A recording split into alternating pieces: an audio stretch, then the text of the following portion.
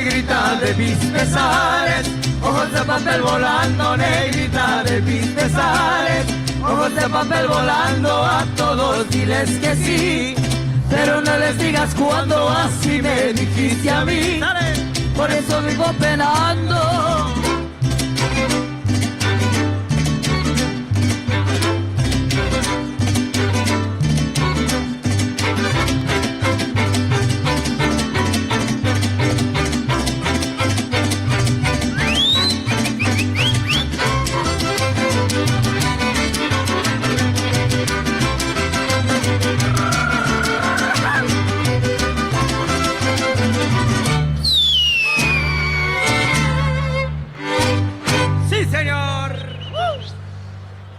Please welcome native Houstonian and KTRK ABC 13 award-winning journalist, Samika Knight.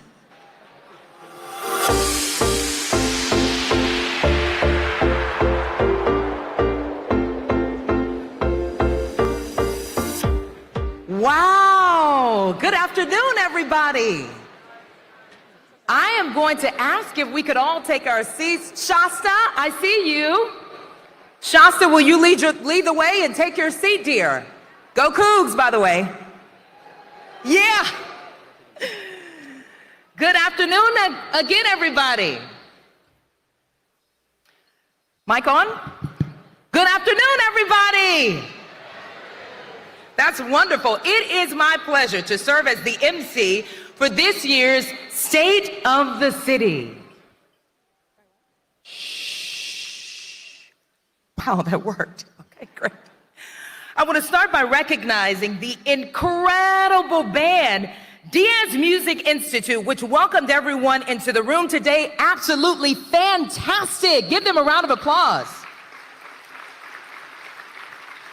These are young people, everybody, and they are fantastic. We see them good. Great job, everybody. I want to tell you just a little bit more about them. They were established in 2000 by Jose Antonio Diaz. The Diaz Music Institute boasts a rigorous and rewarding learning opportunity of the highest quality, and we heard it today.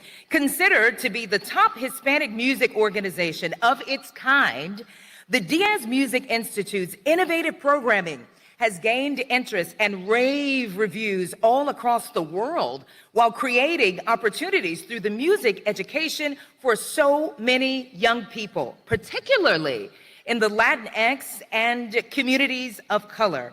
Also, any income.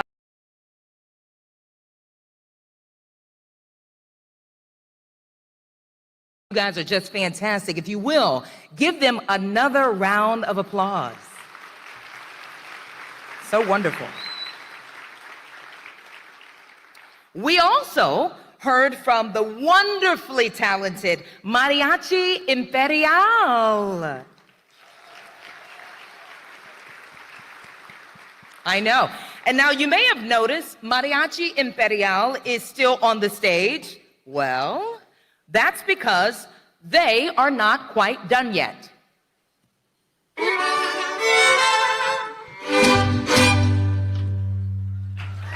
You guys like that?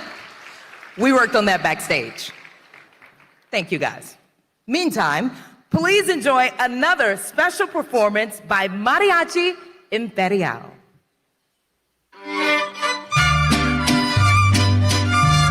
¡Ánimo, gente! ¡Eso!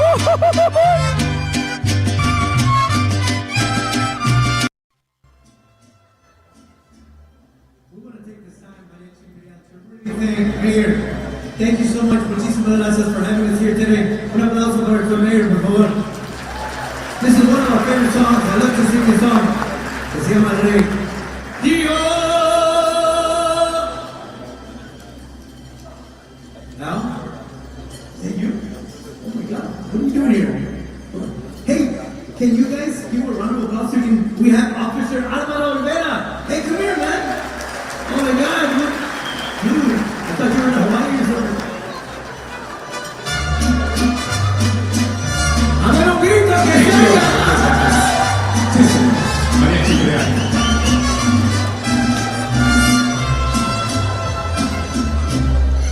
Yo sé bien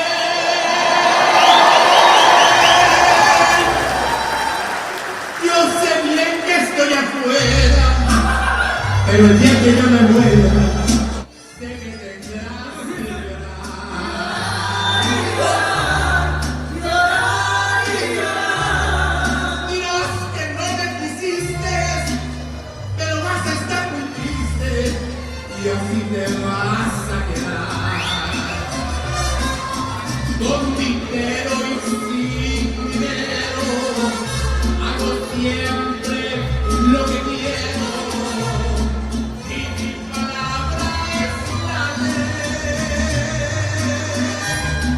No tengo trono ni reina, ni nadie que me comprenda, pero sigo siendo el rey. Si tú tienes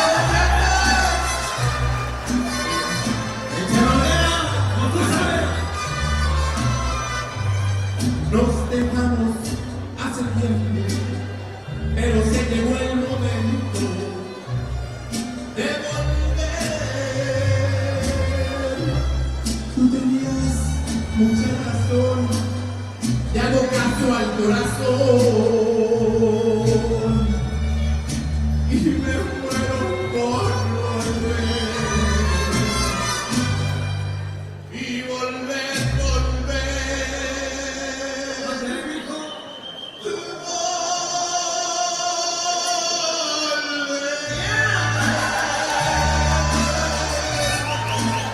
tus brazos otra vez.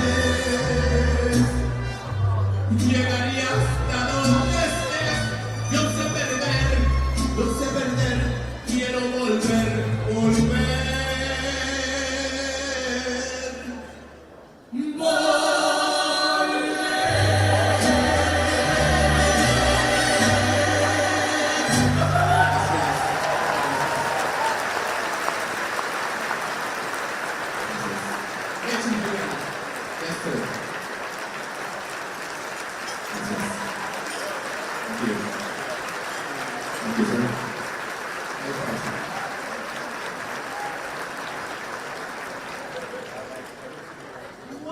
Oh, yes, wow. Senior Officer Al Olvera, where are you going? No, come back here, please. I mean, in uniform and everything, guys. Did you guys see that? Do you mind if I ask you a few questions? Go ahead, yes. I can? Yeah, Okay. It's going to be kind of like a press conference. Is that Okay. okay? It's okay, don't worry. He said, can he talk to Chief? Yeah, no. Okay, I'm going to tell you guys just a little bit more about him quickly, if you will. By the way, Mariachi Imperial, just amazing, right? Absolutely. Thank you. Absolutely Yes. amazing. We want to thank them as well. This is Houston Police Department Senior Officer Al Olvera. Oh, yeah. Thank you. He's fantastic. And also an 18-year officer with HPD, a 20-year combat veteran, and a proud member of the Houston Mariachi community. We celebrate you today. Thank you for your service as well. So here we are. I have just a few questions. Don't worry. I'm going to pat the sweat on your face. They won't be hard questions. Okay. You're really good. Did you know that? No, thank you, but I appreciate you. Is there? Do you want to? Okay, let's share a mic. We're good, yes. Okay, All right. so first and foremost, how in the world did you get started performing? You're really, really good. Well, thank you. Actually, it's a generation. This is third generation now, my grandfather, my dad. So I grew up in this environment. Yeah.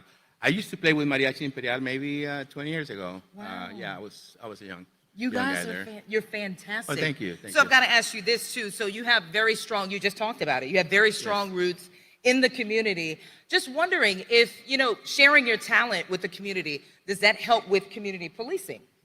Oh, absolutely. Community policing is a vital role in our day-to-day activities. I'm very honored to be here and share our heritage with everyone here and our community. You are fantastic. Thank you. Thank you. Okay. I have one more question, and you got to be honest. I think the mayor's in here too, so just be honest about it. Okay. How often do you belt out a song in your police unit? Oh, I used to drive my partner crazy, so, but he speaks Spanish now. Yeah. Shout out to Gordo. I love it. Thank you. Okay, thank you so much. Pleasure. Just before you go, this mic is on. Of Just course. one, could you give us just one more good note? One more good note. Actually, muchas gracias por estar, por invitarme junto con mi grupo de mariachi. Es un placer estar con ustedes. You got that? Thank you. And I meant sing. Will you sing a note for me as well? Just one, just one. You're going to sing it with me. Thank you so much. No, you're not. He left me hanging, guys, but he did a great job, right? Thank you so much. He's fantastic.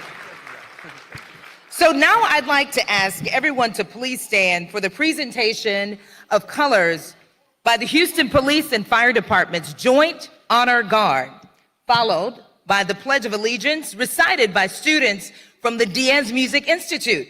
And that will be followed by the National Anthem, performed by Jade Swan. She's a University of Houston graduate and proud native Houstonian. And then after that, if you would please remain standing for the invocation by Reverend Michael Gott, Senior Minister at Unity of Houston.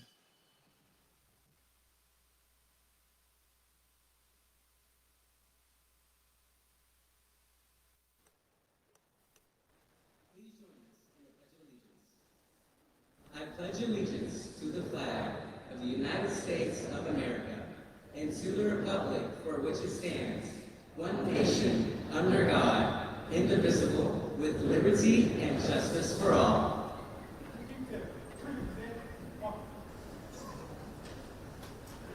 Oh, say, can you see by the dawn's early light what so proudly we hailed at the twilight's last gleaming, whose broad stripes and bright stars through the perilous fight o'er the ramparts we watched were so gallantly streaming, and the rocket's red glare, the bombs bursting in air, gave proof through the night that our flag was still there. Oh, say does that star-spangled banner yet wave o'er the lands of the free and the home of the brave?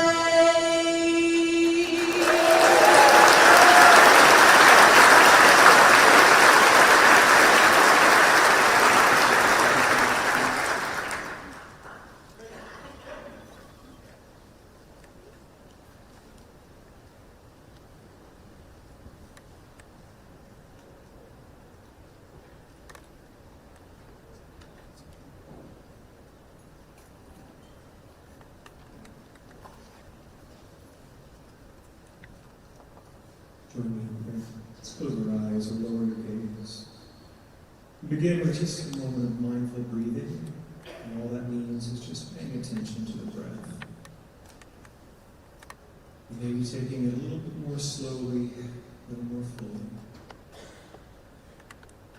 Studies have shown that this simple act can create greater peace of mind, a greater sense of well-being, equanimity. From this space we pray. God, thank you for this opportunity to gather here. Thank you for this breath, a gift of grace which we take for granted every day. But it is life, as you, in the Hebrew Scriptures, breathe life into the first human being. And because we have that breath, we are able to become a gift of grace to others. We offer forgiveness, compassion, empathy for our family, our friends, our fellow Houstonians. We get to be a way that love shows up in this city. We speak a word of blessing upon our leaders, upon Mayor Whitmire and the council and all those who are called to serve. May they have strength and wisdom in that service.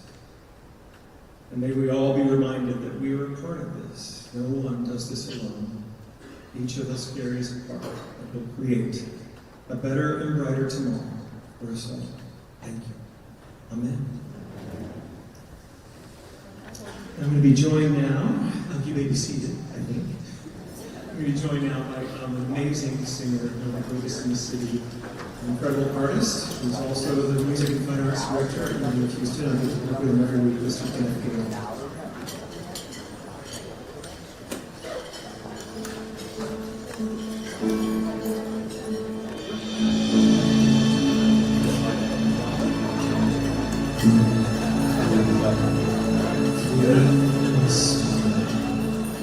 Hold your head up high and don't be afraid of the dark.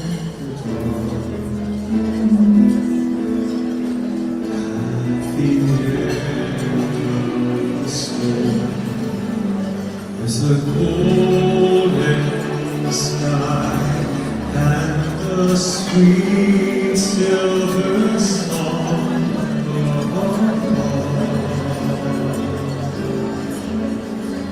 Walk on through the wind, walk on through the rain, though the winds may toss and blow.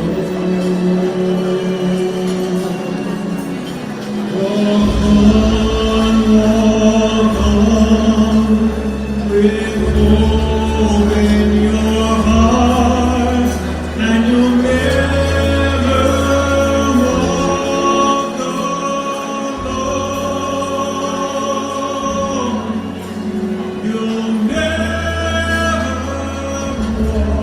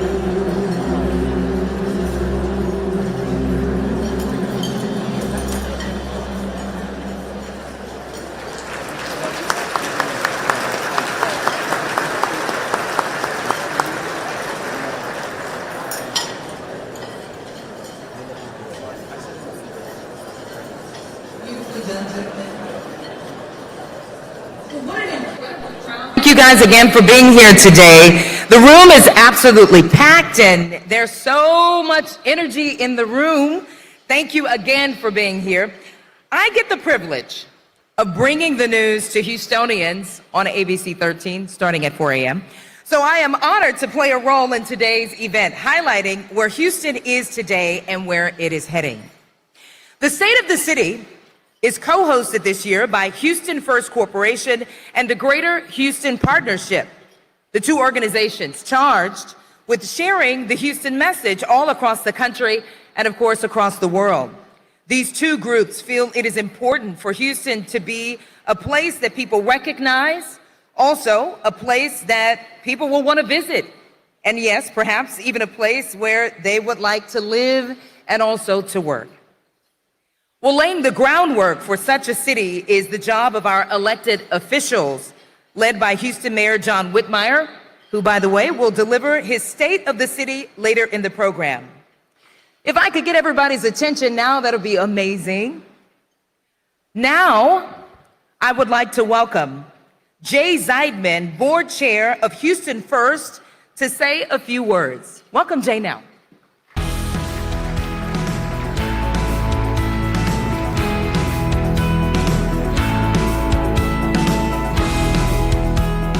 Good afternoon, everybody, and welcome. As chair of Houston First, I'm honored to stand before this packed audience, 1,600 of you, of civic and business leaders, community advocates, and most importantly, the people who help make Houston the vibrant, can-do city that it is today. We've come together to celebrate Houston's remarkable progress and to reflect on the incredible opportunities that lie ahead. As we consider what's made our city truly a global destination, I'm especially proud of the important role that Houston First continues to play in our city's story. As you will hear later today in the program, we are making incredible progress on our Convention Center transformation project, which you can see just outside of this building. Our organization helps shape Houston's identity. It drives economic opportunity through tourism and hospitality, and positions our city on the global stage. But beyond that, Houston First connects the world to Houston. We work tirelessly around the world to showcase the extraordinary potential and accessibility of this wonderful city that we all call home. Alongside collaborators like the Greater Houston Partnership, we take great pride in promoting Houston, a city defined by growth, diversity, and endless opportunity. Today, we're going to hear about some of the progress made under the first 2 years of Mayor Whitmire's administration. We'll also hear about the challenges that remain and the plans to address those. Certainly, a city of our size and scope, Houston will always face challenges, but it's up to all of us, each of you in this room today, who are truly change makers, to rise to the occasion and meet those challenges. Mayor Whitmire has been at the forefront of addressing many of these issues, and we look forward to hearing more about his vision later in today's program. Already, we've seen a leader who is committed to doing the hard work and delivering results for all of Houstonians. We should be very grateful to have a leader like Mayor Whitmire. And as we look to the future of Houston, Houston First continues to play a unique role in fostering collaboration between public and private partners, helping ensure that Houston remains a city where innovation thrives, communities flourish, and opportunity continues to expand. In short, Houston First Corporation is not only part of Houston's growth, we will remain a catalyst for what comes next. Before I close, I want to thank each of you for your dedication to this city. I'd like to thank my fellow board members at Houston First for your time and commitment, and I'd like to thank the mayor for giving me the opportunity to serve in this role as chair. It's been truly the honor of my life. Your efforts in public service, all of you in this room, business, public service, education, community leadership, are what drives our city forward. And we hope Houston First and many of our partners across the community will continue to serve as resources as we work together to elevate the city that we all love, the city that we call home. Thank you.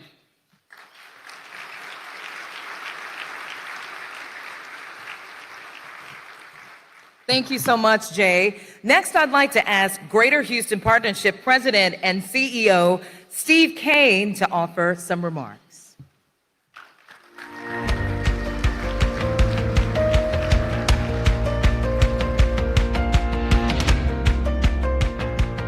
Thank you, and thank you, Jay. Really appreciate the working relationship that we have between the Greater Houston Partnership and Houston First.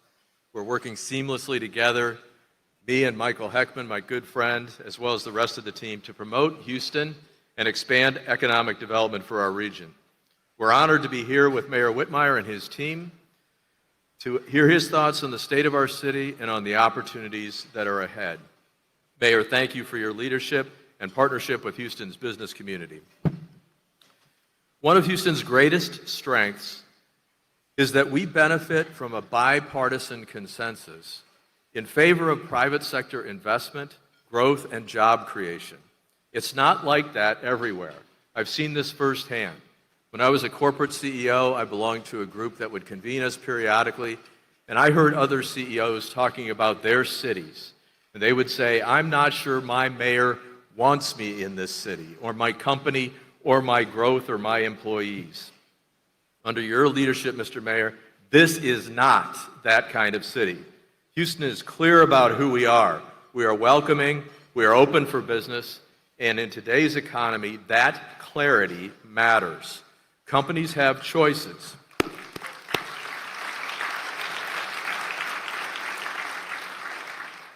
Companies have choices, and they are choosing Houston. We see it clearly in energy. Chevron moved its global headquarters to downtown Houston in 2024. We'll never get tired of talking about this, okay? So just 5 years from now, maybe. At the time, one of their senior executives said, in Texas, we're welcome. Our industry is welcome. Just this week, Expand Energy, formerly Chesapeake, the largest independent natural gas producer in the country, announced that their headquarters would be in Houston, Texas. Just last week,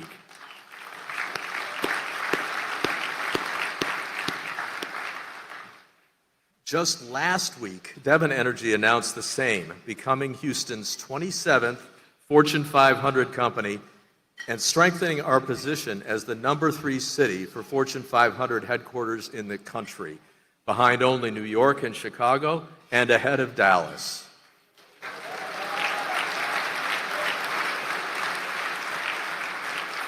So there's been a lot of good news, Mayor. Your timing is really, really rock solid.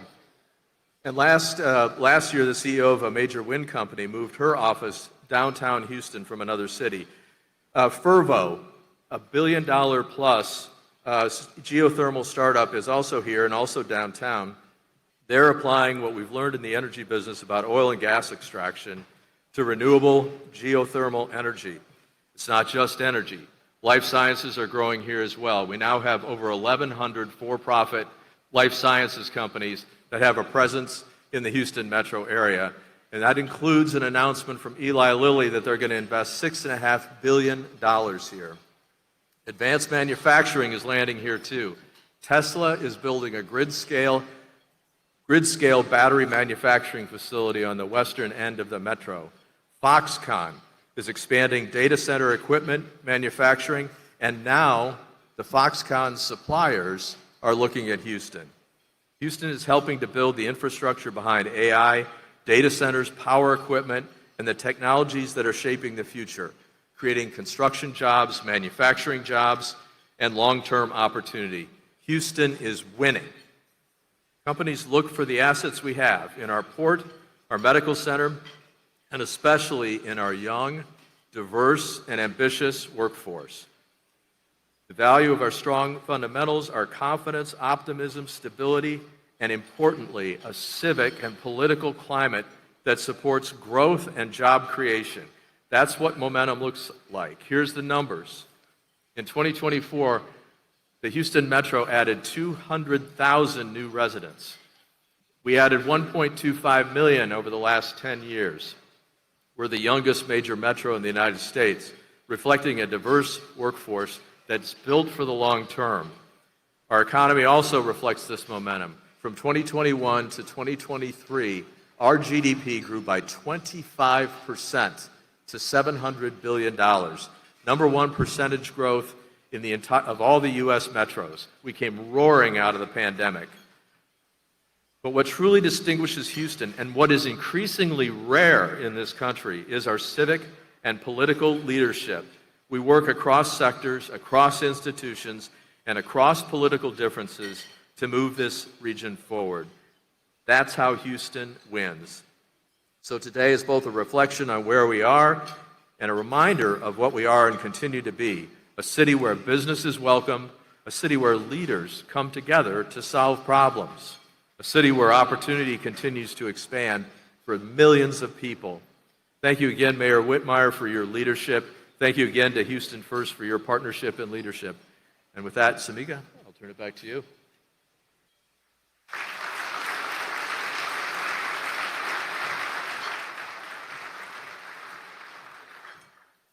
Thank you so much, Steve. Now, one of the best parts of an event like this is the food. I'm kidding. That's not in the script. Actually, it's the opportunity to network a bit. So we're going to take a quick break for lunch, everybody, and we're going to come back in just a few minutes. But meantime, please enjoy the entertainment provided by the incredible Diaz Music Institute.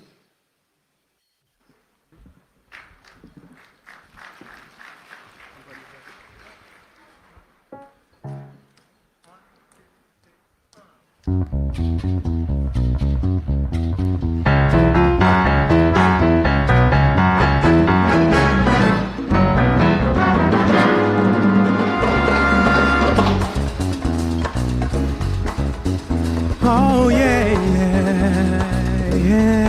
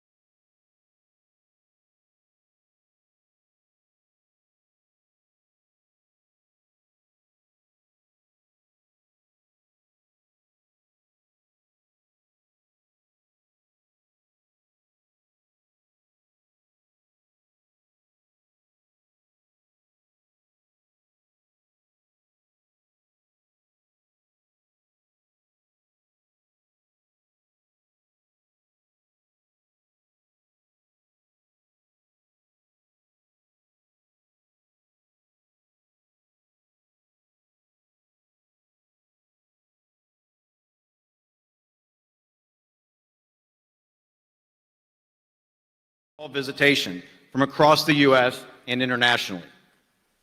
Travelers who come from farther away tend to stay longer, engage more deeply, and generate greater economic impact during their time here. Successful destinations don't just welcome visitors. They invite participation, they create emotion, and they give people a reason to stay longer and to come back to visit, to work, to learn, and maybe to live.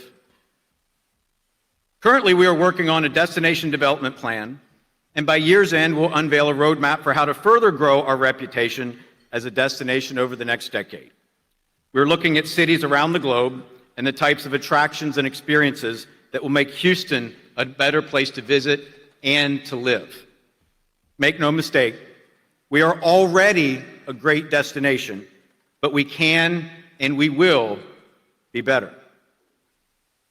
It's also part of our job to attract conventions and events that have a direct and immediate impact for our hospitality community. On this front, we've recently announced several important wins. First, the National Cheerleading Association's All-Star Championship. Got some friends and family in the audience. It's an event that will have 75,000 participants and their families that will come to Houston later this month and for the next 2 years with an overall economic impact of more than $150 million.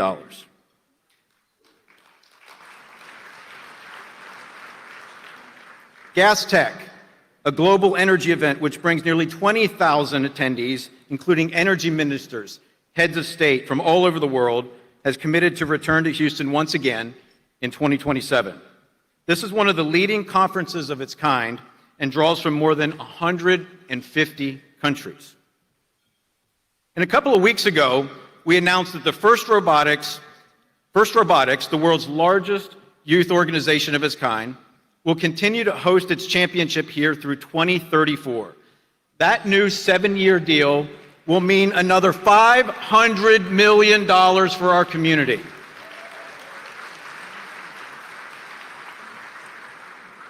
Now, of course, this is an enormous economic impact, but why else is it important for that event to be here? Well, it brings some of the brightest young minds from around the world in STEM fields to Houston, where we can make a positive impression on them. This is the talent that will power Houston's dominant industries now and into the future. We often say that tourism is the front door for economic development. A business owner or a CEO will not move to or start a business in a city that they've never been to. This is much the same for talent acquisition. Our companies are more likely to be able to compete for the talent that they need if those folks have been here and have had a great experience. Now, we believe that Houston is a great destination for events like this. But what others think is what's most important. At the announcement event, the CEO of the organization first, Chris Moore, said they felt Houston was, quote, not just capable, but exceptional as a host city. He described Mayor Whitmire and city leadership as thinking long-term and said their relationship with Houston is based on collaboration and trust. First wants to grow its 55,000 person event here in Houston, potentially to 75,000 people per year. But that wouldn't have been possible in the existing GRB, which the event will soon outgrow. Now, thanks to the leadership of Mayor Whitmire, we have been able to move forward with the most ambitious master plan that our organization has ever undertaken, the Convention District Transformation Project. I would also like to take a moment and recognize and thank City Council, who has been supportive of this project from the beginning and who just yesterday unanimously approved the project financing package.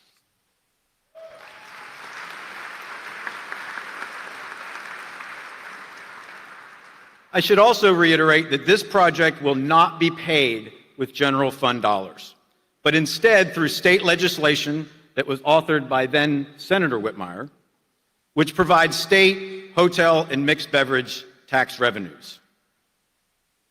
The mayor took office.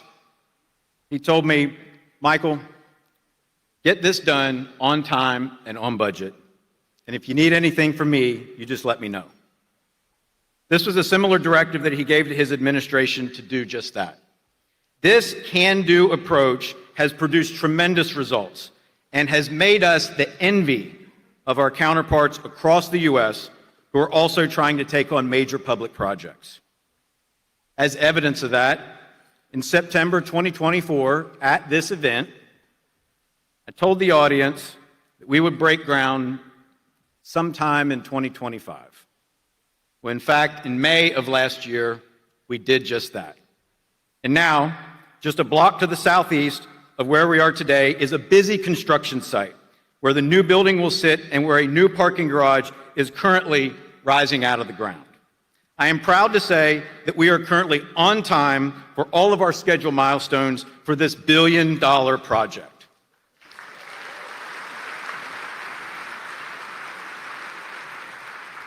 The new 700,000 square foot GRB South will connect directly to our existing building and expand our ability to host big, high-caliber events that drive spending and economic impact for our community. And one that studies have shown will have a $20 billion incremental economic impact over the next 30 years. We will open the GRB South in the summer of 2028, but that is just the beginning. This effort is part of a comprehensive transformational master plan that will reimagine the eastern edge of downtown as a vibrant, welcoming destination for both residents and for visitors, anchored by an adjacent entertainment district with mixed-use retail, hotels, restaurants, and entertainment venues, and one that seamlessly connects downtown and Edo.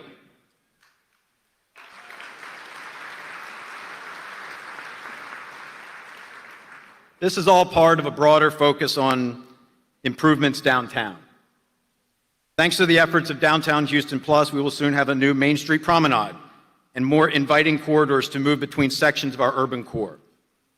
Why are these downtown projects so important? We have wonderful aspects of all parts of our community, but why downtown? Because we cannot compete as a world-class city without a strong and dynamic central core, and that is what we are collectively building and strengthening. As I close, I will tell you that Mayor Whitmire speaks often about the importance of collaboration and all of us working together. That clarity of vision and consistency of message aligns directly with the essence of Houston's brand, the power of together. And it reflects how progress truly happens in this city. You often hear people promote Houston as the city of the future, but a lot of cities say that. And what that means isn't always clear to people who hear it. We instead prefer to say this: Houston invites you to come build your future with us. It's a welcoming message that says that you can do anything here and that we will build the future together. Thank you all.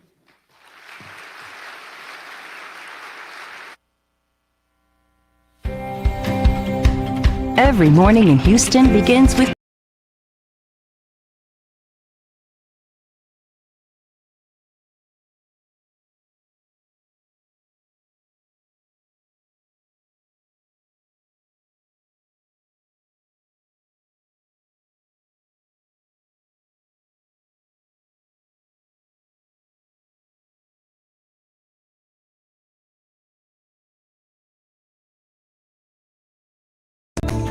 We are partnering with Metro and others to fix our streets and sidewalks. Together, we're moving Houston forward with buses on time, clean, and safe. We've added microtransit to serve Houstonians, collaborating with all levels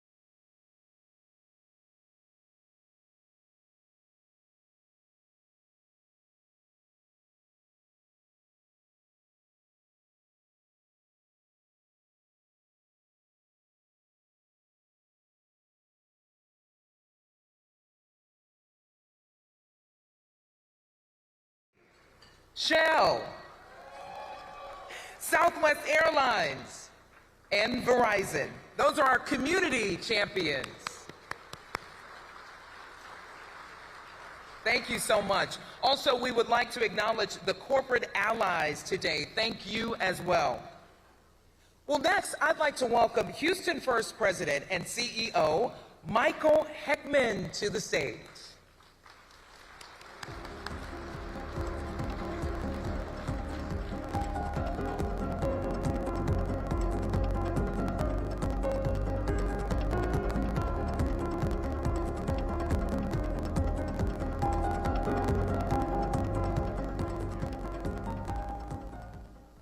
Samika, thank you. And good afternoon, everyone. What a day it is today. It really is great to be here with all of you for the state of the city and to hear from Mayor John Whitmire about the progress that's being made in our great city. My team and I at Houston First are once again honored to co-host this event alongside our friends at the Greater Houston Partnership.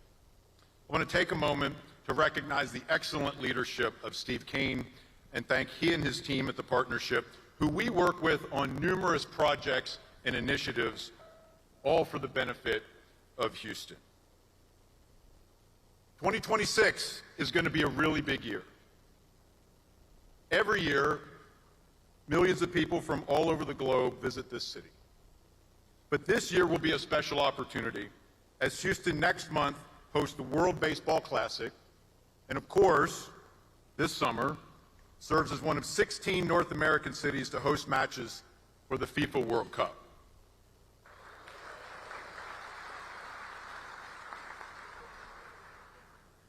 With the world coming to our city, what will these visitors find when they get here?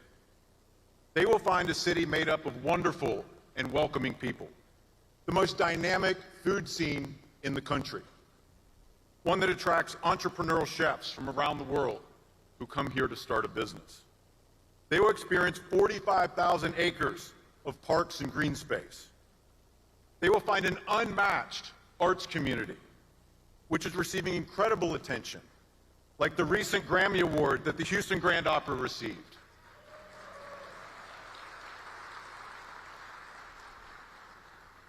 They will find a city on the rise, home to major Fortune 500 companies and with an economy poised for even more growth in the key industries. They will find the most diverse and inclusive city anywhere in the United States, a big city that is not only functioning, but is thriving.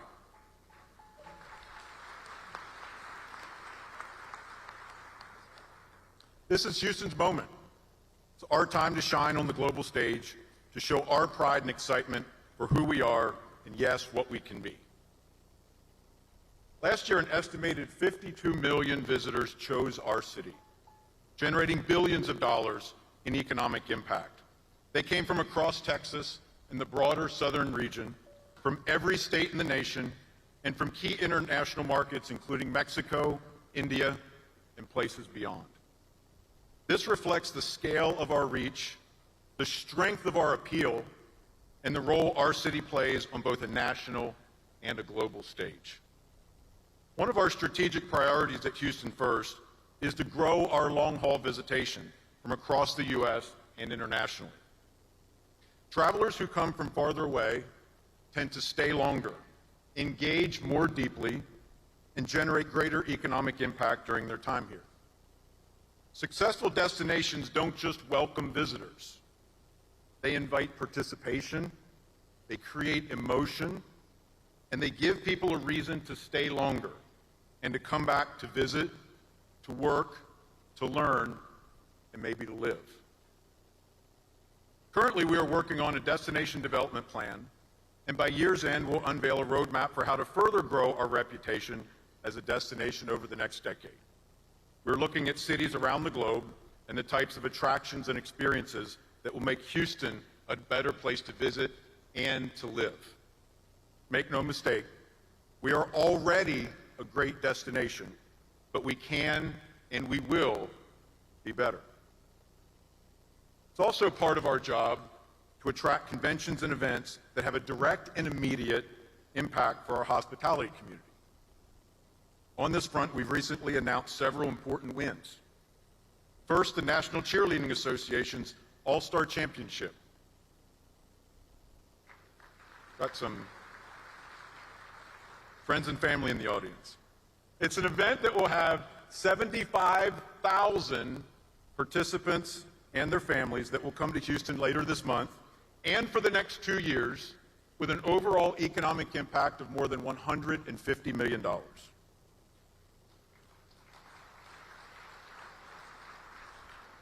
Gas Tech, a global energy event which brings nearly 20,000 attendees, including energy ministers, heads of state from all over the world, has committed to return to Houston once again in 2027.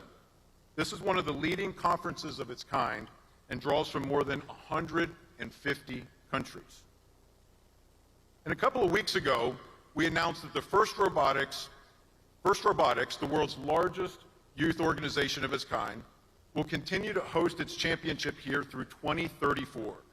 That new 7-year deal will mean another $500 million for our community.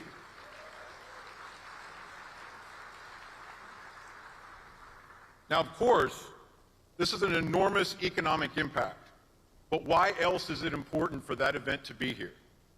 Well, it brings some of the brightest young minds from around the world in STEM fields to Houston, where we can make a positive impression on them. This is the talent that will power Houston's dominant industries now and into the future. We often say that tourism is the front door for economic development. A business owner or a CEO will not move to or start a business in a city that they've never been to. This is much the same for talent acquisition. Our companies are more likely to be able to compete for the talent that they need if those folks have been here and have had a great experience. Now, we believe that Houston is a great destination for events like this. But what others think is what's most important. At the announcement event, the CEO of the organization First, Chris Moore, said they felt Houston was, quote, not just capable, but exceptional as a host city. He described Mayor Whitmire and city leadership as thinking long-term and said their relationship with Houston is based on collaboration and trust. First wants to grow its 55,000 person event here in Houston, potentially to 75,000 people per year.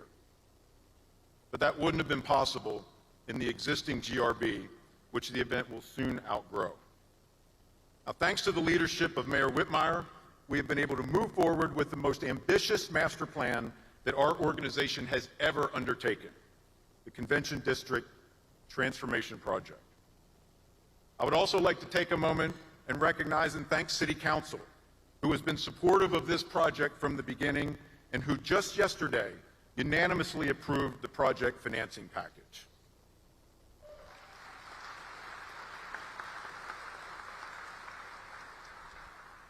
I should also reiterate that this project will not be paid with general fund dollars, but instead through state legislation that was authored by then Senator Whitmire, which provides state, hotel, and mixed beverage tax revenues. The mayor took office. He told me, Michael, get this done on time and on budget. And if you need anything from me, you just let me know. This was a similar directive that he gave to his administration to do just that. This can-do approach has produced tremendous results and has made us the envy of our counterparts across the U.S. who are also trying to take on major public projects. As evidence of that, in September 2024, at this event, I told the audience that we would break ground sometime in 2025. Well, in fact, in May of last year, we did just that.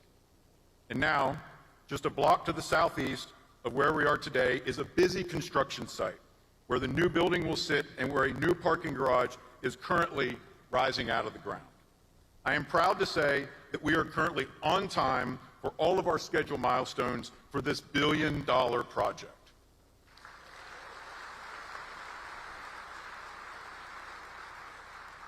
The new 700,000 square foot GRB South will connect directly to our existing building and expand our ability to host big, high caliber events that drive spending and economic impact for our community.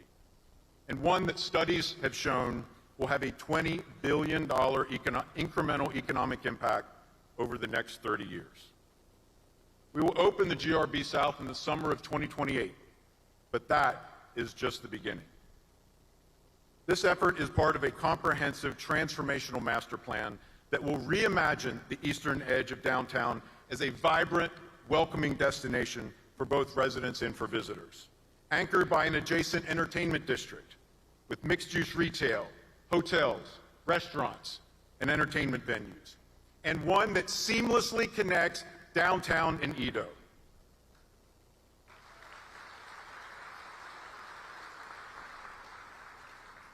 This is all part of a broader focus on improvements downtown. Thanks to the efforts of Downtown Houston Plus, we will soon have a new Main Street promenade and more inviting corridors to move between sections of our urban core. Why are these downtown projects so important? We have wonderful aspects of all parts of our community, but why downtown? Because we cannot compete as a world-class city without a strong and dynamic central core, and that is what we are collectively building and strengthening. As I close, I will tell you that Mayor Whitmire speaks often about the importance of collaboration and all of us working together. That clarity of vision and consistency of message aligns directly with the essence of Houston's brand, the power of together. And it reflects how progress truly happens in this city. You often hear people promote Houston as the city of the future. But a lot of cities say that. And what that means isn't always clear to people who hear it. We instead prefer to say this: Houston invites you to come build your future with us. It's a welcoming message that says that you can do anything here and that we will build the future together. Thank you all.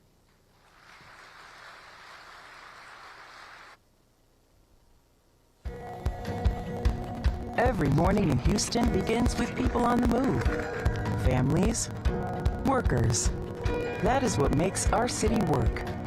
By bringing people together and being honest about our problems, our administration is making our city better. We are focused on the issues that affect all Houstonians, from infrastructure to public safety, garbage pickup, and our parks. We are making neighborhoods safer and passing a balanced budget without a tax increase. We are partnering with Metro and others to fix our streets and sidewalks. Together, we're moving Houston forward with buses on time, clean, and safe. We've added microtransit to serve Houstonians. Collaborating with all levels of government, we are accomplishing more, expanding the George R. Brown, improving parks and core services. We resolved a long-standing lawsuit, clearing the way to rebuild broken streets and upgrade our drainage systems. We will rebuild our water system because we are investing in Houston. This is a great city with great people, but we have challenges. We're meeting those challenges. Each and every day, I see the improvement because I have put together a great team. I have been in public service my entire adult life. I bring relationships, I bring experience and devotion to the mayor's office each and every day. I was asked by Houstonians to come fix Houston's challenges, and each and every day my team goes to work to improve the city of Houston. I walk the permitting center. I go to the solid waste department. But most importantly, I'm in the neighborhood. I'm a Houstonian. I grew up here. People ask me routinely, are you having fun? No, I'm not having fun, but I enjoy my work. I enjoy the collaboration, the working with other levels of government, to work with Houstonians and improve our quality of life. I want people to come and work and live in Houston. I want them to be safe. I want them to have a good infrastructure. I want the solid waste to be on time. Join with me to collaborate and see how we can improve this great city. the World Cup. We're going to have hundreds of thousands of people visiting Houston. We want to have a first-class city. I don't want it to be just for world travelers that come to Houston. I want Houstonians to be treated like World Cup visitors. I'm going to ask all of us, let's focus on improving Houston and let's work together. Let's go to work.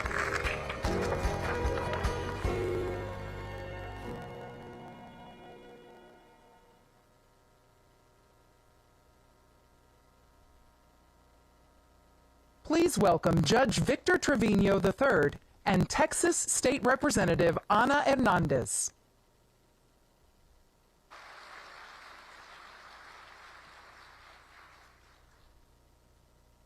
Good afternoon, everyone. My name is Victor Trevino III, and I am the Justice of the Peace for Precinct 6, Place 1. I also have the pleasure and distinction to serve as the presiding judge for the JP Courts in Harris County. 2 years ago, it was my greatest honor and privilege to swear in John Whitmire as the 63rd mayor of the city of Houston. He could have chosen any judge in the state of Texas to administer his oath of office, but he chose a justice of the peace. This says a lot about who John Whitmire is and why he ran for mayor. He didn't run for mayor for fame and limelight. He ran to get to work for the people of Houston. The JP Courts are known as the People's Court. Therefore, it was especially fitting for him to be sworn in by a judge of the People's Court as he was about to become the people's mayor. While I am grateful and proud of the work he has done and continues to do for our great city, I am equally proud and looking forward to swearing him in again in 2 more years.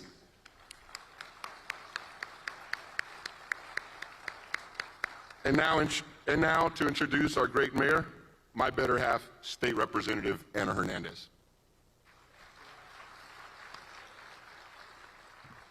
Thank you, and good afternoon, everyone. What a wonderful luncheon that starts with mariachi, Officer Olvera giving us a serenade, and the Diaz Music Institute jamming to some Bad Bunny. Like, I was ready to get up and start dancing. But today, I have the privilege of introducing a public servant whose dedication to this city spans decades, Mayor John Whitmire. For the past 20 years that I've been in the legislature, Mayor Whitmire has been a friend and a mentor, and someone we have all learned from long before he ever took the oath of office as mayor. He has been a steady presence in the Texas leadership, someone who understands that governing is not about headlines. It's about hard work, relationships, and results. As a mentor, Mayor Whitmire has always led with accessibility and honesty.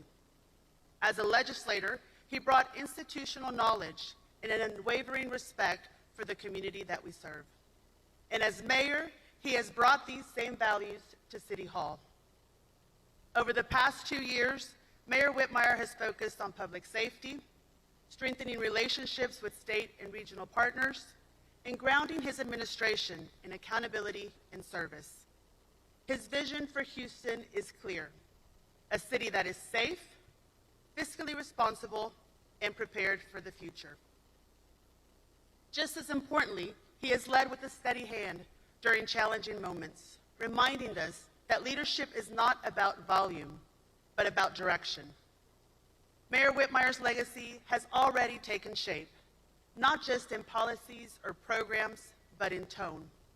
A tone of inclusion and experience. A tone that says Houston's best days are ahead because we are willing to do the work together.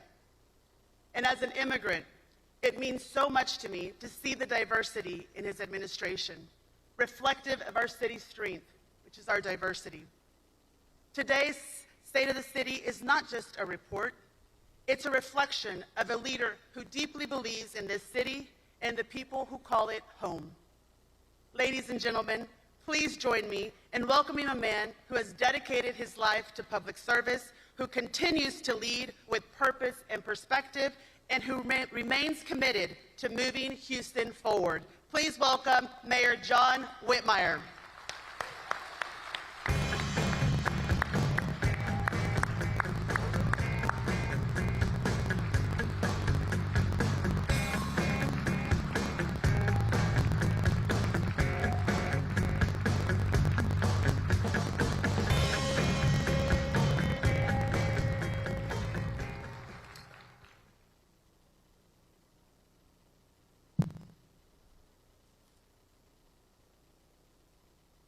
Thank you to so many, certainly everyone that was on the program.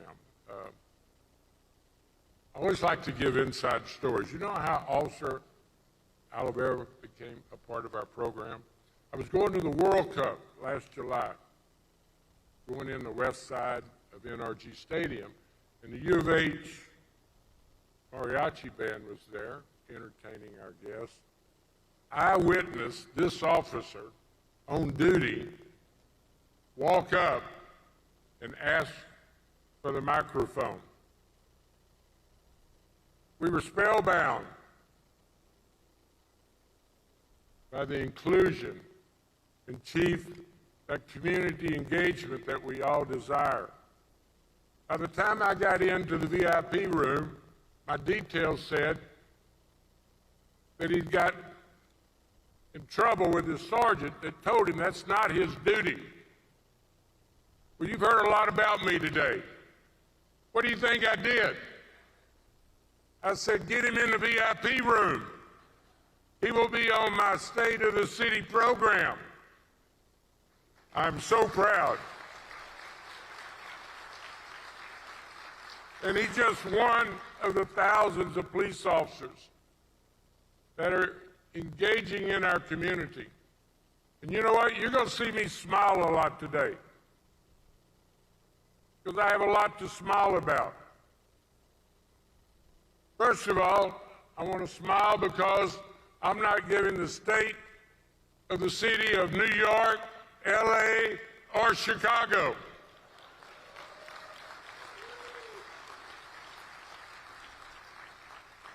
Makes me want to go to work every day. But also, I'm smiling because I have the opportunity to recognize a very special group. And there are many special groups here today. Certainly to the partnership in Houston First, and this room is full of stakeholders that help make Houston the great city it is. But friends, we couldn't be having this event or getting ready for the visitors of the rodeo, the baseball classic, Fleet Week, or certainly the World Cup, without the hotel workers. You and I know this was scheduled on September 25th. Scheduled on September 25th.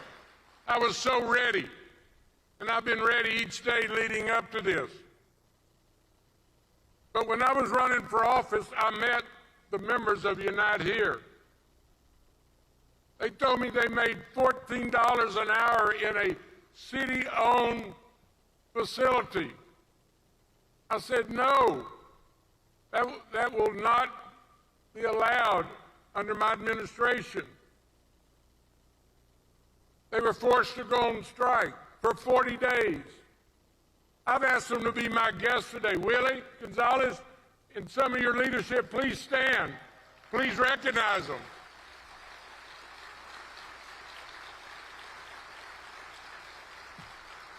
Thank you. Thank you for what you do to help make this a great city, and your co-workers that are providing the service today.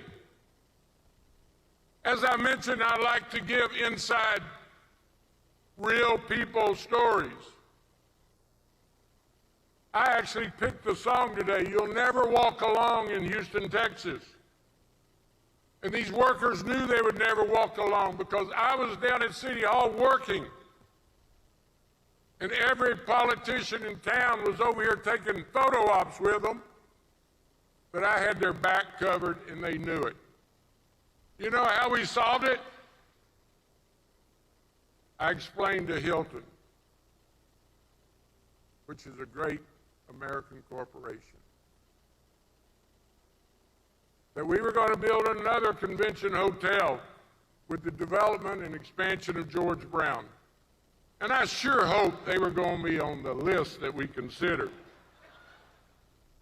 But one of the tests for who we would ultimately choose is how do you treat your employees? That's how experience matters. And that's what brings us here today. You know, Houston is a great city. with great people. We have challenges like other major cities, but we meet our challenges. And so let me go ahead and declare today, because I know it'll be reported, what was the State of the City message? It said, Houston is a strong city and is getting stronger every day. And it's getting stronger every day because we're working together, collaboration. And let me stop and thank Houstonians for giving me this opportunity. It was a tough decision for me. It was a tough decision for me. I was the most senior state senator, chairman of criminal justice, making the entire state safer. On finance, bringing resources back to U of H, TSU, and our community as a member of finance. But I got that call from Houstonians. We want you to run for mayor. And I said, no, I like what I'm doing. I have grandkids. Then they called back the next week and said, what would it take to get you to consider running? I said, well, first, that's a tricky, unfair question for somebody that loves public service and loves people. But I said, I'll tell you what, let's get in a car and drive across Houston. Same way you do. Our infrastructure had been neglected for years. Illegal dumping, homelessness, public safety was our #1 concern. So after considering what needed to get done, I made a tough decision. But I don't regret it one day. I made the right decision. I prayed on it. I talked to many of you in this room. Houston needed my experience in relationships. And let me thank Houstonians for their support, not just to get me here, but everywhere I go across Houston, people are supportive and thanking me for moving this city in the right direction. It inspires me to even do more. And let me tell you, before I go any further, I didn't do it alone. My city council members are here. They work hard. County commissioners, thank you for the collaboration. Thank you for my team. I wish time allowed me to introduce every one of my department directors. They're hardworking, they're professional, they're competent, and they're honest. Some people came out of retirement to work for me. Ladies and gentlemen, we are moving in the right direction. And why we are, the reason is, and Houstonians recognize it, is I'm keeping my campaign commitments. I said throughout the campaign, if we're not safe, nothing else matters. It was true then, it's true today, and it'll be true tomorrow. I'm so proud of our first responders. Firemen hadn't had a contract in 8 years. We couldn't recruit anybody. We were low on ambulance drivers. 8 years without a contract. The first class I spoke to had 30 cadets in it, and they would tell you, we're just getting our certification here. We're going somewhere else to work. I spoke to 100 cadets recently. It's making a difference. HPD, we were losing more people to other agencies of retirement than we were recruiting. There's 274 cadets in class today.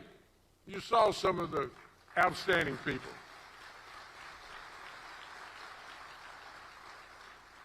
We've had 746 new graduations since I became mayor. And it's just only fair that I interject right now. I've only been in office 2 years.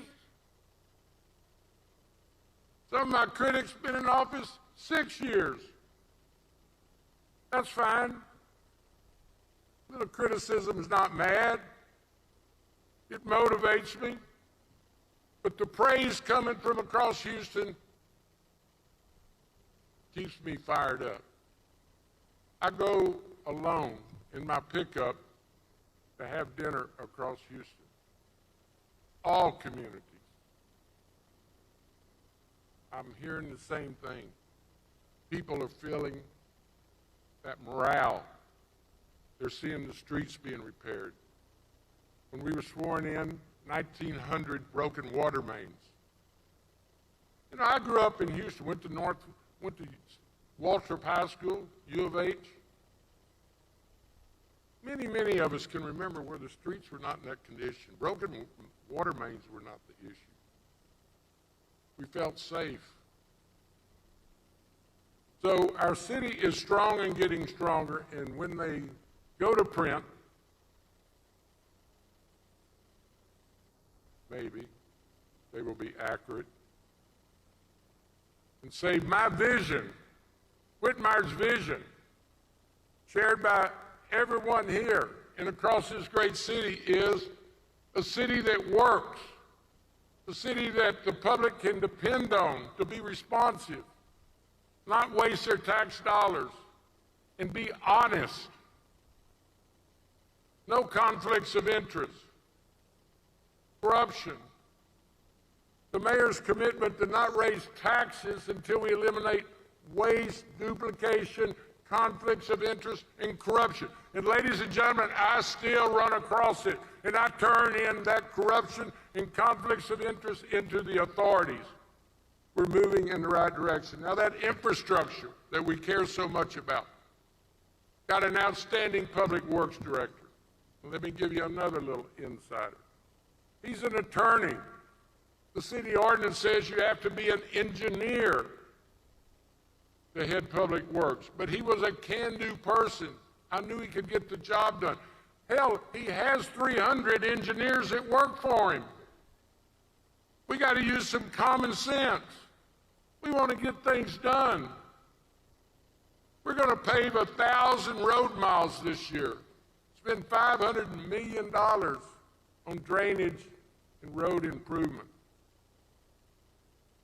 Improve and replace 200 miles of pipes, water pipes across this great city. We have a total of 7,200. We have a lot of work to do. Now let me also let you in on an insider. The East Side Water Plant. Have you ever had someone stand up before you that's responsible for your safety and welfare in the economy of this great city?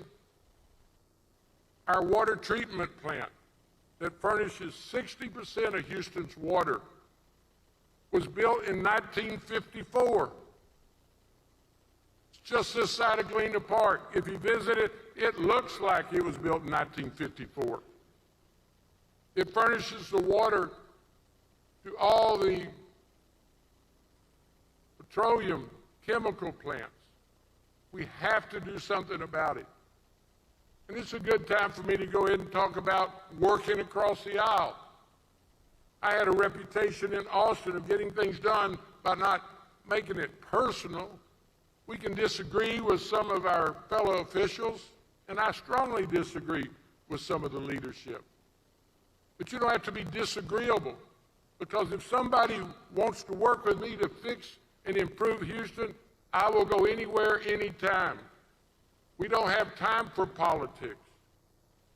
I don't have time for partisanship. I want to get things done. And we're getting monies. Austin gave us $100 million last session to build a new lift station for that water plant. That's unheard of for Austin to give local government that kind of resource. My serving in the legislature and working across the aisle benefits Houston each and every day.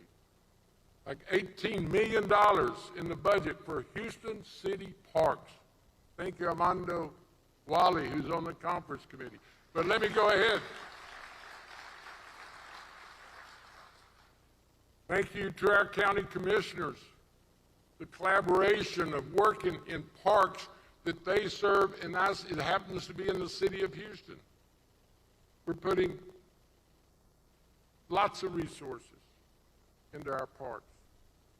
Now let me also be real candid with you. Solid waste has to improve. I replaced the director 6 months ago. The previous director had me fooled and I left him there too long. We had a broken system. Most of the garbage trucks were staying in the shop. We got 50 new garbage trucks, a new director, employees, and a new model, a new route decision. We're not going to put money in a broken system. So we're moving forward, but I live in Houston. Grandkids, daughters live in Houston. You live in Houston. We're going to improve that system, whatever it takes. Economic development. You've seen such a display today already. We've been discovered, and it's our duty, each and every one of us, responsibility is to be prepared. Share the Houston experience with everyone that comes here. And let's not forget, they mentioned it in the presentation, the video. Do you know how many meetings I'm in to get ready for the World Cup? And FIFA says we're better prepared than any other major city. Thank you. Thank you to the Sports Authority, the host committee. They call us the grown-up city. That makes a difference, as Michael mentioned. We're the grown-up city. We're the can-do city. And it's only going to get better. But in those meetings, I usually interrupt them and say, now wait a minute. We're increasing public safety, transportation, shuttles between downtown and the airport. We're doing so many things right in preparation for the World Cup. But ladies and gentlemen, we got to treat Houstonians like they're our World Cup visitors as well. And that's why when I talked about that park money, yes, we've got our iconic Memorial Park in Herman, but we need neighborhood parks, pocket parks we refer them to, 1 and 2 acres that we say, let's have fun. Quality of life matters. We woke up this morning with 2.3 million Houstonians, and it's growing. But today we had 700,000 people. Think about it. 700,000 people traveled to Houston today to work or attend events. And that explains a lot of our traffic, which if I had a magic wand, I would improve traffic. But we are expecting Metro to be more efficient, clean, safe, do a better job, get value for each dollar that they receive. We're making progress is what I want everyone to leave here with. And I'm prepared to give 6 years, the remaining best years of my life for Houston, working 18-hour days with a team that is the best in America. Now let me close on something that is critical to everything we've talked about, the city's finances. I've worked with 9 mayors. I went to Austin in 1973. Hell, I remember Louis Welch. I bet there's not 10 people in here that can raise their hand. Worked with McCon, worked with Kathy Whitmire for 10 years. Bob Lanier, outstanding public servant. He got $500 million from Metro. He was such a smart individual. Coming right up to current times, other mayors sold off property. Other mayors fired individuals. Some had the benefit of COVID funding. Before I got there, the last 2 budgets had federal funding balancing city responsibilities. But let me just tell you one of the smartest things I've done, and I'll get near the end. We knew that there was waste and duplication and conflicts in city government. From my experience of working and being the city's voice in Austin. But we soon realized we could not transform the city operation and look for the efficiency that you deserve until we hired Ernst & Young to do a forensic audit. Are you ready? They found out we had more city employees than any other major city per capita. That 40% of our supervisors supervise 3 or fewer people. Like other major cities, you just keep building. You don't ever look at how you got to this way. So we came up with a very sensible, compassionate incentive program. We'll give you 3 months advance salary, keep your health costs constant. We had 1,056 people took advantage of that. We saved $100 million. We balanced the budget this year with efficiency, collaboration with other levels of government, and of course some of my critics, who only make me better, said, oh, you're going to have to raise property taxes this past fall. Well, I want to remind those individuals, we done flown by November and we didn't raise taxes. And let me also commit, we're not going to raise taxes in this next budget cycle. We're going to look for efficiencies, collaboration, eliminate corruption and conflicts. It can be done and it will be done. I'm concerned about affordability like all of us are. Fees, taxes impact affordability. And it's not just the one fee that you're talking about, but what does that go on top of? Are you ready? I get calls from around the country, major cities asking me, how did you do it? You know, I served in the Senate with Kirk Watson, the mayor of Austin, and Eric Johnson in Dallas. We were colleagues. I can't believe, in visiting with them and reading some of their decisions, there's no way Kirk Watson in Austin should have asked for a 20% increase in property taxes without doing an Ernst & Young study. Demonstrate to the people that you've saved money every possible way before you ask for a 20% property tax increase. It went down 63%. Kirk, Eric, and Dallas just lost their largest downtown tenant, AT&T, because of the homeless conditions and public safety. Happens to be 2 of our highest priorities, and we're making a difference. Downtown, Central Houston is our partners. Go look at the promenade on Main Street. Discovery Green is a jewel. Marketplace. And I want you to hear this today. We are rapidly working on Tranquility Park. Tranquility Park is across the street from the Hobby Center. It's been ignored for years. It's across the street from the city. Thank you, Central Houston, Public Works, and my Parks Department. It will soon be a destination location. It will complement the Hobby Center. So we have so much to go. I don't have the time to cover everything, but we're making a difference. Who thought we could ever combine the 2 Martin Luther King parades?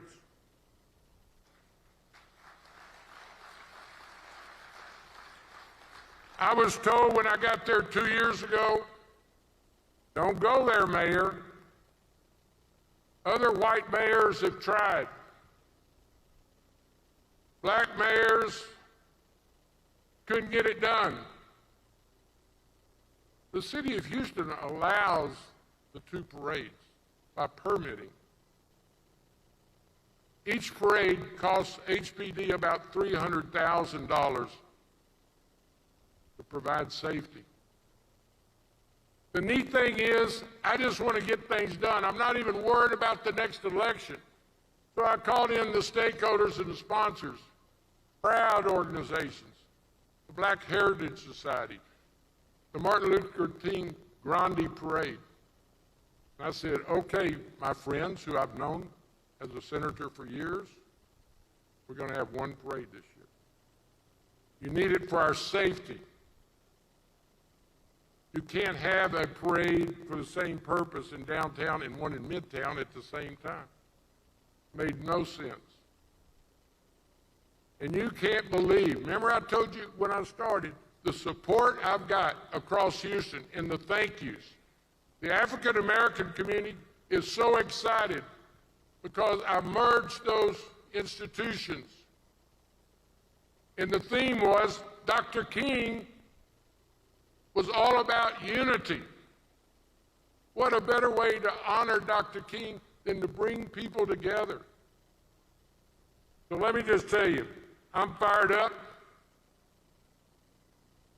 I'm inspired. I could give you some even larger vision than where we are now. But some of my critics will say Whitmire's just teasing us.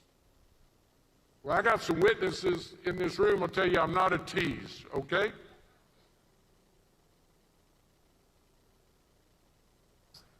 I'm a can-do guy. But what if someday, to address our flooding, we ran huge pipes along I-10 from the Barker Reservoir to the Houston Ship Channel? Those pipes exist. We've actually had discussions with engineers. It would eliminate the flooding on the west side and Meyerland, and just kind of eliminate that fear factor every time we see a major storm. Let me also tell you that it is a vision of mine. It may not happen in my 2 terms, but why can't Metro's trains get to the airport? Why does the rail stop at Northline and Palm Center and 610 on the south? If we will partner with the federal government, and we do have relationships, we disagree strongly with some of the administration's positions, but they do have the resources. If we build that relationship, let us get our trains to our major airports, our 2 airports, like other great cities do. So let's have that as a vision. And here's one that I know so many will get excited about. What if we had water taxis downtown? Nancy, what if we went from the Bio Partnership of Sabine to the east side? Turn in some of our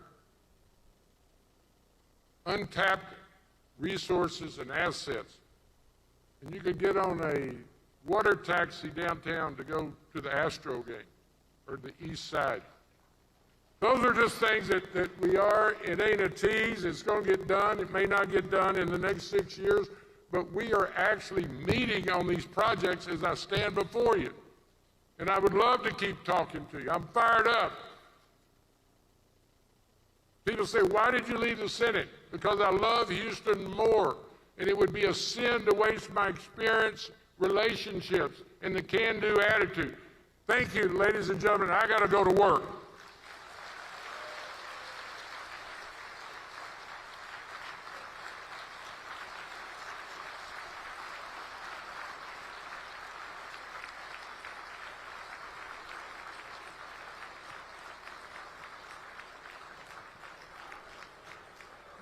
Thank you so much, Mayor Whitmire, and thank you everybody for attending. Have a wonderful afternoon.